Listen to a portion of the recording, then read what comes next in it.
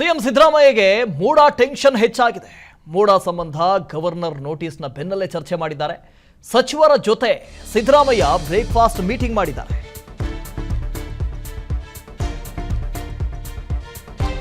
ಮುಖ್ಯಮಂತ್ರಿಗಳಿಗೆ ಮೂಡ ಕಂಟಕ ದಿನೇ ದಿನೇ ಸುತ್ತುಕೊಳ್ತಾ ಇದೆ.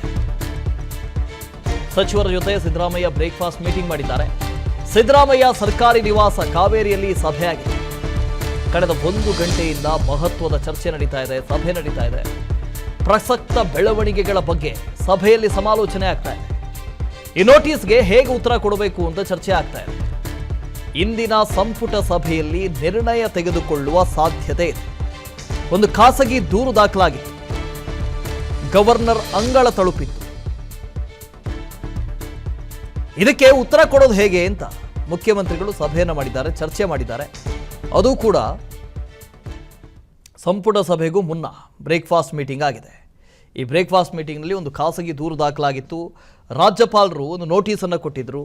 ಮೂಡ ಹಗರಣಕ್ಕೆ ಸಂಬಂಧಪಟ್ಟ ಹಾಗೆ ಎಲ್ಲ ದಾಖಲೆಗಳನ್ನು ತಮಗೆ ಒದಗಿಸಿ ಅಂತ ಸರ್ಕಾರದ ಮುಖ್ಯ ಕಾರ್ಯದರ್ಶಿಗಳಿಗೆ ರಾಜ್ಯಪಾಲರು ಗವರ್ನರ್ ತಾಕೀತು ಮಾಡಿದರು. ಈ ನೋಟಿಸ್ಗೆ ಹೇಗೆ ಉತ್ತರ ಕೊಡಬೇಕು ಅನ್ನೋದ್ರ ಬಗ್ಗೆ ಈ ಚರ್ಚೆ ಆಗಿದೆ, ಸಭೆ ಆಗಿದೆ.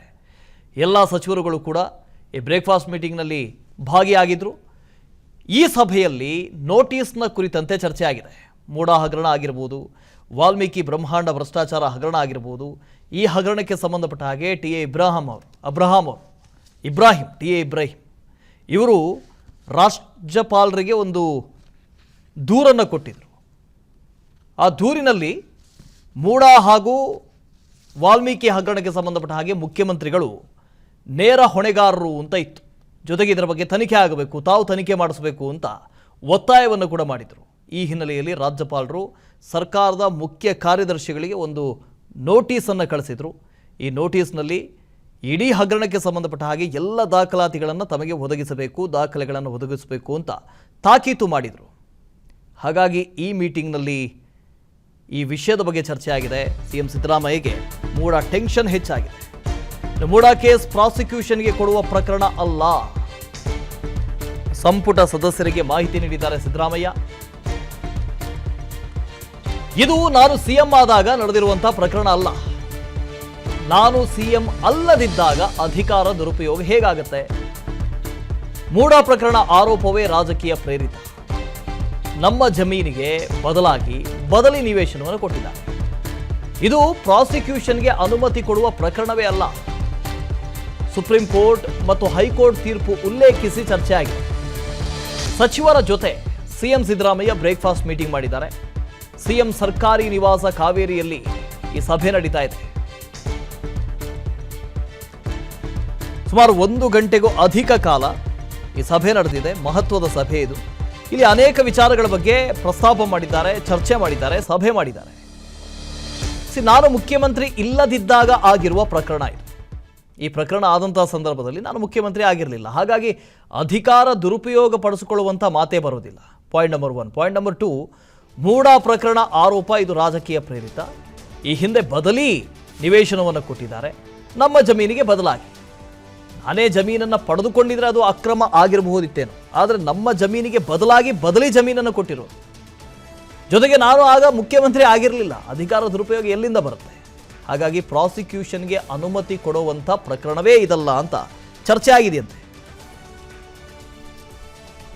ಮಾರುತಿ ಪಾವಗಡ ಇದರ ಬಗ್ಗೆ ಡೀಟೇಲ್ಸ್ ಅನ್ನು ಕೊಡ್ತಾ ಹೋಗ್ತಾರೆ. ಲೈವ್ನಲ್ಲಿ ಜಾಯ್ನ್ ಆಗ್ತಾ ಇದ್ದಾರೆ. ಮಾರುತಿ, ಈ ಮೂಡ ಹಾಗೂ ವಾಲ್ಮೀಕಿ ಹಗರಣ, ಅದರಲ್ಲೂ ಪ್ರಮುಖವಾಗಿ ಮೂಡ ಹಗರಣ ಎಲ್ಲ ಒಂದು ಕಡೆ ಮುಖ್ಯಮಂತ್ರಿಗಳಿಗೆ ಕೊರಳಿಗೆ ಬಿಗಿಯಾಗಿ ಸುತ್ತುಕೊಂಡಿರುವಂತೆ ಕಾಣಿಸ್ತಾ ಇದೆ.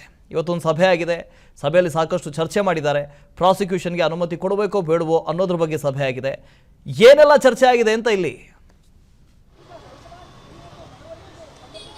ವಾಸು, ಕಳೆದ 2 ದಿನಗಳಿಂದ ದೆಹಲಿಯಲ್ಲಿ ಏನು ಚರ್ಚೆ ಆಗ್ತಿತ್ತು, ದೆಹಲಿಯ ಹೈಕಮಾಂಡ್ ಮುಂದೆ ಈ ಮೂಡ ಪ್ರಕರಣ ಆಗಿರ್ಬೋದು, ವಾಲ್ಮೀಕಿ ಪ್ರಕರಣದಲ್ಲೇ ಆಗಿರ್ಬೋದು, ಏನೆಲ್ಲ ಬೆಳವಣಿಗೆಗಳು ಆಗಿದಾವೆ ಅನ್ನುವಂಥದ್ದನ್ನ ಸವಿಸ್ತಾರವಾಗಿ ಮುಖ್ಯಮಂತ್ರಿ ಸಿದ್ದರಾಮಯ್ಯ ಸೇರಿದಂತೆ ಉಪಮುಖ್ಯಮಂತ್ರಿ ಡಿ.ಕೆ. ಶಿವಕುಮಾರ್ ಅವರು ಮಾಹಿತಿಯನ್ನ ಕೊಟ್ಟು ಬಂದಿದ್ರು. ಇವತ್ತು ಅದು ಮುಂದುವರೆದ ಭಾಗವಾಗಿ 11 ಗಂಟೆಗೆ ಕ್ಯಾಬಿನೆಟ್ ಸಭೆಯೂ ಕೂಡ ಇದೆ.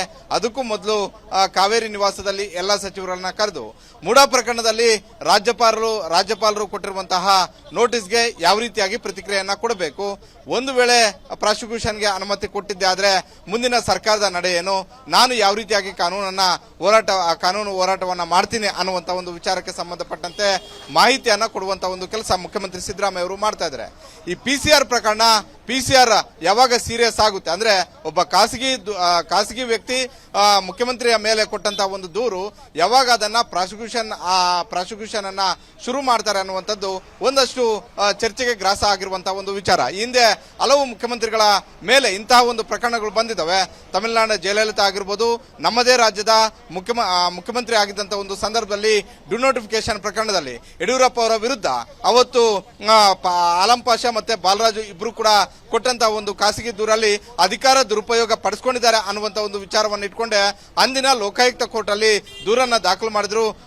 ಸುಮಾರು 6 ತಿಂಗಳಿಂದ 9 ತಿಂಗಳ ಕಾಲ ಸುದೀರ್ಘವಾಗಿ ಲೋಕಾಯುಕ್ತ ಜಡ್ಜ್ ಆಗಿರುವಂತಹ ಅಂದಿನ ಲೋಕಾಯುಕ್ತ ನ್ಯಾಯಾಧೀಶರಾಗಿದ್ದಂತಹ ಸುಧೀಂದ್ರ ಅವರು ಸುದೀರ್ಘ ವಾದ ಮತ್ತೆ ಪ್ರತಿವಾದವನ್ನ ಆಲಿಸಿದ ಬಳಿಕ ಅದ ಸಮನ್ಸ್ ಅನ್ನು ಕೂಡ ಮುಖ್ಯಮಂತ್ರಿಗಳಿಗೆ ಕೊಡುವಂತ ಒಂದು ಕೆಲಸವನ್ನ ಮಾಡಿದ್ರು.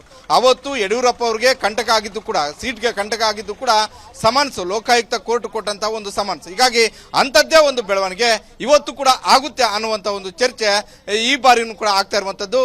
ಮುಖ್ಯಮಂತ್ರಿ ಸಿದ್ದರಾಮಯ್ಯ ಅವರ ಮೇಲೆ ಕೇಳಿ ಬಂದಿರುವಂತಹ ಅವರ ಕುಟುಂಬಕ್ಕೆ ಏನು ನಿವೇಶನಗಳನ್ನ ಪಡೆದಿದ್ದಾರೆ ಅನ್ನುವಂತ ಒಂದು ಆರೋಪ ಏನಿದೆ, ಈ ಪ್ರಕರಣದಲ್ಲಿ TJ ಅಬ್ರಹಾಂ ರಾಜ್ಯಪಾಲರಿಗೆ ಪ್ರಾಸಿಕ್ಯೂಷನ್ಗೆ ಅನುಮತಿ ಕೊಡಿ ಅನ್ನುವಂತ ಒಂದು ಮನವಿಯನ್ನ ಸಲ್ಲಿಸಿರುವಂತದ್ದು. ಅದರಲ್ಲೂ ಕೂಡ ನಿನ್ನೆ ಮತ್ತೆ ಮೊನ್ನೆ 2 ದಿನಗಳ ಕಾಲ ರಾಜ್ಯಪಾಲರು ಅಬ್ರಹಾಂ ಅವರಿಂದ ಮಾಹಿತಿಯನ್ನ ಪಡ್ಕೊಂಡಿದ್ದಾರೆ ಅನ್ನುವಂತ ಒಂದು ಮಾಹಿತಿ. ಆ ಮಾಹಿತಿಯನ್ನ ಪಡ್ಕೊಂಡ ಬಳಿಕ ರಾಜ್ಯ ಸರ್ಕಾರಕ್ಕೆ ನೋಟಿಸ್ ಅನ್ನು ಕೂಡ ಕೊಟ್ಟಿದ್ದಾರೆ. ಹೀಗಾಗಿ ರಾಜ್ಯಪಾಲರಿಗೆ ನೋಟಿಸ್ ಕೊಡುವಂತ ಒಂದು ಕೆಲಸ ರಾಜ್ಯಪಾಲರಿಂದ ಸರ್ಕಾರಕ್ಕೆ ನೋಟಿಸ್ ಬಂದಿದೆ.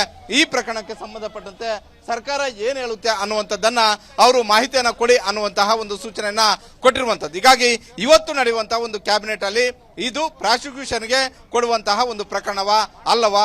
ಸುಪ್ರೀಂ ಕೋರ್ಟ್ ಅಲ್ಲಿ ಹೈಕೋರ್ಟ್ ಅಲ್ಲಿ ಹಿಂದೆ ಇಂಥದ್ದೇ ಒಂದು ಪ್ರಕರಣಗಳು ಬಂದಾಗ ಸುಪ್ರೀಂ ಕೋರ್ಟ್ ಮತ್ತೆ ಹೈಕೋರ್ಟ್ ಯಾವ ರೀತಿಯಾದಂತಹ ಒಂದು ತೀರ್ಪುಗಳನ್ನು ಕೊಟ್ಟಿದ್ದಾವೆ. ಹೀಗಾಗಿ ಈ ವಿಚಾರಗಳನ್ನ ಸಚಿವರುಗಳ ಮುಂದೆ ಪ್ರಸ್ತಾಪ ಮಾಡುವಂತ ಒಂದು ಕೆಲಸ ಮುಖ್ಯಮಂತ್ರಿ ಸಿದ್ದರಾಮಯ್ಯ ಅವರು ಮಾಡ್ತಾ ಇದ್ದಾರೆ. ಹೀಗಾಗಿ ಮುಖ್ಯಮಂತ್ರಿ ಸಿದ್ದರಾಮಯ್ಯ ಅವರು ಹೇಳ್ತಾ ಇರುವಂತ ಒಂದು ಮಾಹಿತಿ ಮತ್ತೆ ನಮಗೆ ಸಿಕ್ಕಿರುವಂತಹ ಒಂದು ಮಾಹಿತಿ ಏನು ಅಂತ ಹೇಳಿದ್ರೆ, ಇದು ಪ್ರಾಸಿಕ್ಯೂಷನ್ಗೆ ಕೊಡುವಂತಹ ಒಂದು ಪ್ರಕರಣ ಅಲ್ಲ, ಇದು ಪ್ಯೂರ್ಲಿ ಪೊಲಿಟಿಕಲ್ ಮೋಟಿವೇಟೆಡ್ ಪ್ರಕರಣ ಅಂತ. ಅಂದ್ರೆ ಕೋರ್ಟ್ ಅಲ್ಲೂ ಕೂಡ ಇದನ್ನೇ ಆರ್ಗ್ಯೂ ಮಾಡ್ತಾರೆ.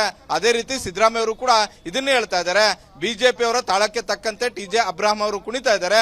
ಬಿಜೆಪಿ ಅವರು ಎತ್ತಿಕಟ್ಟಿದಂತ ಒಂದು ವ್ಯಕ್ತಿ ಅನ್ನುವಂತ ಒಂದು ರೀತಿಯಲ್ಲಿ ಕಾಂಗ್ರೆಸ್ ನಾಯಕರು ಹೇಳ್ತಾ ಇರುವಂತದ್ದು. ಹೀಗಾಗಿ ಇವತ್ತಿನ ಒಂದು ಕ್ಯಾಬಿನೆಟ್ ಅಲ್ಲಿ ಬಹುತೇಕ ರಾಜ್ಯಪಾಲರು ಏನ್ ನೋಟಿಸ್ ಅನ್ನ ಕೊಟ್ಟಿದ್ದಾರೆ, ಈ ನೋಟಿಸ್ ಕೊಡೋದಕ್ಕೆ ಆಗೋದಿಲ್ಲ.